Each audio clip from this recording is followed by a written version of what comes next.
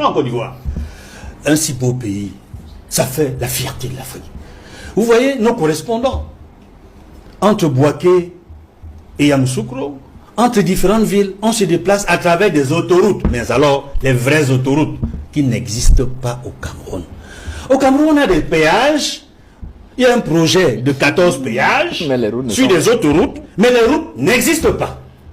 C'est-à-dire, on fait des péages prétendument automatiques, où le fonctionnement se fait avec des présences humaines, donc c'est semi-automatique. Ce n'est pas automatique comme en Côte d'Ivoire. Ça, c'est quelques petites comparaisons. Et peut-être une... Parce que la Côte d'Ivoire a fait une très belle CAN. Je partage l'avis selon laquelle, jusqu'à présent, c'est la meilleure CAN qui a été organisée de fort belle manière, avec des infrastructures de qualité, que ce soit les stades où se sont joués les différents matchs, que ce soit les infrastructures hôtelières qui ont abrité, n'est-ce pas, tous les invités, les équipes, les staffs et tout, que ce soit les autoroutes que l'on pouvait voir, et qu'Equinox, avec toute l'équipe qui est descendue sur le terrain, nous a fait voir, nous a fait vibrer, découvrir le pays qu'on appelle la belle famille. Peut-être que... Et qui nous fait un peu honte, à nous Camerounais. Mais en fait, la Côte d'Ivoire c'est un modèle en Afrique. Et le Cameroun aurait dû être, au même titre que la Côte d'Ivoire, un modèle depuis au moins les années 80. Il faut dire merci, bravo aux Ivoiriens, bravo pour l'organisation, bravo au management, bravo au leadership, bravo à la leçon que vous donnez à l'Afrique. Aujourd'hui, on regarde la Côte d'Ivoire avec admiration, pas seulement sur le plan de l'organisation de ce football, même sur la production de cacao. Vous croyez qu'on regarde la Côte d'Ivoire et le Cameroun, c'était la même chose dans les années 80, mais regardez la Côte d'Ivoire aujourd'hui. Qu'est-ce que le cacao, les interventions du cacao dans l'économie de la Côte d'Ivoire? On ne s'amuse pas. C'est plus de 1200 grands producteurs. C'est plus de 2,2 millions de tonnes chaque année au port d'Abidjan. Au Cameroun, c'est à peu près dans les 300 000 tonnes. C'est-à-dire, regardez, on va admirer la Côte d'Ivoire sur tout le plan. Regardez par exemple dans cette chaîne de télé camerounaise où des grands commentateurs prennent des exemples en faisant des éloges sur la Côte d'Ivoire. Parce qu'eux-mêmes, ils se sont rendus là-bas et ils se sont rendus compte que la Côte d'Ivoire, malgré tout ce qu'on dit sur les réseaux sociaux, dépasse le Cameroun largement sur plusieurs aspects. Et l'aspect le plus important, c'est l'aspect infrastructurel, c'est-à-dire en Côte d'Ivoire, on voit des autoroutes, en Côte d'Ivoire, on voit des habitations, en Côte d'Ivoire, on voit des logements. Chose que ici chez nous, c'est un peu compliqué de voir cela. Vous savez, il y a un adage qui dit que quand il y a la route quelque part, il y a le développement. Je vous assure, tous les Camerounais qui partent en Côte d'Ivoire sont émerveillés par le nombre de routes ou encore d'autoroutes qu'ils voient. Ils sont tellement émerveillés par cela. Vous allez voir des échangeurs un peu de partout en Côte d'Ivoire. Chose que, ici là chez nous, c'est un peu comme un mythe. C'est un peu comme une citation ou encore, c'est un peu comme un souhait. Parce que tout le temps, on nous dit que voilà, il y aura des autoroutes. On nous dit que voilà, il y aura des routes.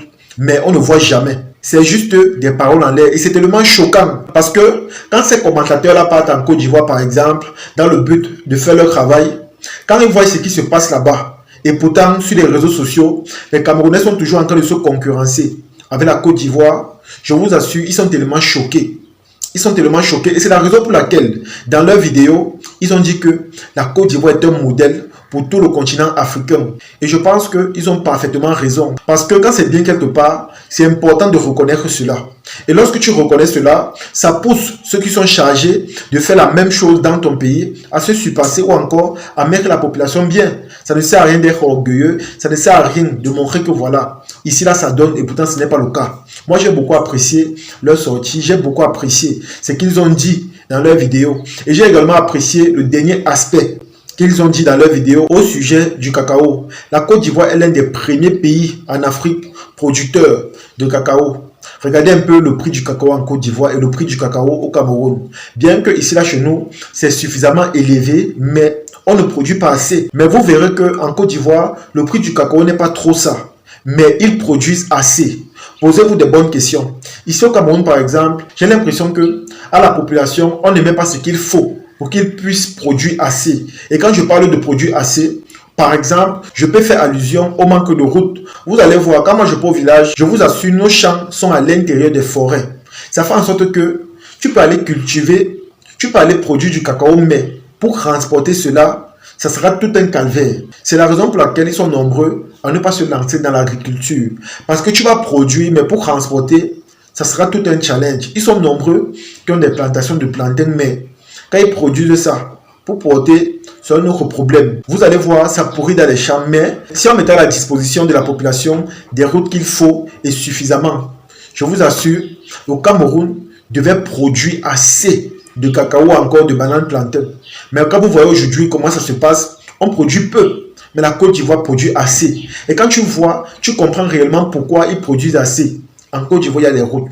On met à la disposition des populations ce qu'il faut pour qu'ils soient à l'aise. C'est vrai, le prix du cacao n'est pas encore trop ça, mais lorsqu'on parle des routes, des infrastructures, on ne peut pas se plaindre. Et je pense que c'est quelque chose que nous devons copier. Et comme j'ai l'habitude de dire, il ne faut jamais avoir honte d'imiter le bon exemple. Surtout si c'est dans le but toi-même d'évoluer ou encore d'émerger. Vous allez voir, tous ceux qui partent en Côte d'Ivoire, quand ils reviennent, ils ont un raisonnement différent. Ils ont une façon de voir la vie autrement. Ils donnent du respect à la Côte d'Ivoire parce qu'ils ont vu ce qui se passe dans leur pays, ils ont vu l'état des choses, ils ont vu le développement.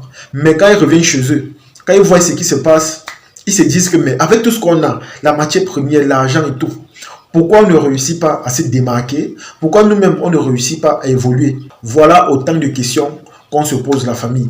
Même si tu es ingrat comment, si tu pars en Côte d'Ivoire, si tu avais parfois cette habitude-là de les critiquer ou encore de les insulter, quand tu vas voir leur comportement, leur hospitalité, quand tu vas voir la manière ou encore le niveau de développement qu'il y a là-bas, forcément ta vision ou encore ta façon de t'exprimer vis-à-vis d'eux va totalement changer. Et je pense que c'est tout à fait normal. Vous allez voir que tous les pays qui sont développés ont ce qu'on appelle un plus, que ce soit dans leur mentalité, dans leur manière de vivre ou encore sur le plan économique de leur pays. Quand tu pars au Nigeria ou au Ghana, tu vas voir que là-bas, il y a les autoroutes, il y a beaucoup de choses. Mais ici, là, chez nous, ce n'est pas le cas. Les routes, il n'y en a pas assez. Si on parle même sur le domaine salarial, je vous assure, c'est tellement pitoyable. Mais quand tu pars en Côte d'Ivoire, quand moi, personnellement, j'ai vu la vidéo où le président Ado parlait de l'augmentation des salaires des fonctionnaires ivoiriens, la famille, j'étais touché. J'étais impressionné. On parlait d'augmentation, on fait des augmentations allant de 100 000 à 200 000 jusqu'à 1 million. La famille, j'étais surpris.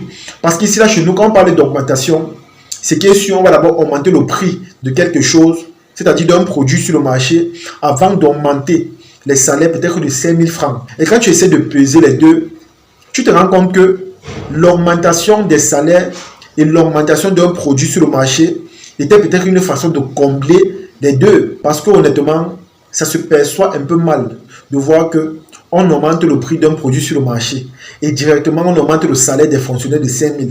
Tu comprends qu'il n'y a pas un réel changement. Et surtout que le produit qu'on augmente le prix, c'est un produit qui est beaucoup sollicité ou encore beaucoup demandé par la population. C'est tellement choquant de voir tout ça. Et pour finir, tu te fais des conclusions en te disant que on ne fait rien pour rien. Si on augmente quelque chose, c'est parce que en retour, il y a quelque chose également qu'on va rabaisser ou encore augmenter. Donc, rien n'est fait au hasard. En tout cas, vous avez écouté le témoignage de ces messieurs. J'ai voulu partager ça avec vous parce que vous êtes nombreux à me dire que pourquoi tout le temps tu fais la concurrence avec la Côte d'Ivoire lorsque tu veux parler de quelque chose.